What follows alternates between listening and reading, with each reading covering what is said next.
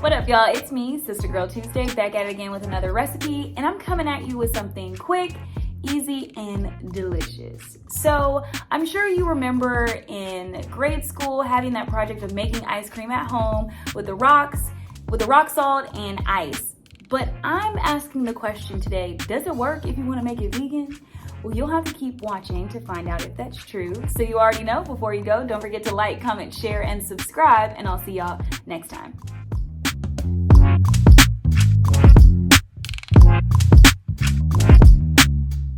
First thing you're gonna do is add a half a cup of coconut milk to a Ziploc bag, go in with a cap full of vanilla, and then you're gonna add in either your maple syrup or your date syrup. So depending on which one you use, it will make the color of your final product either lighter or darker. And now you're just gonna mix all of those ingredients together until they're nice and smooth. And then you're gonna go in a separate bag and add ice.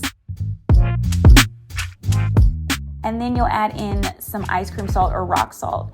Now you'll take your ice cream mixture from before, make sure that it's nice and sealed before adding it to your bag with the ice and the salt. And you are just going to flip or shake the bag for 5 to 7 minutes until everything is nice and smooth. You should have a consistency that looks similar to this. You can choose to eat it right out of the bag, or you can pipe it into an ice cream cone like I did here. Let me know what you think in the comment section below, and if you try this ice cream at home.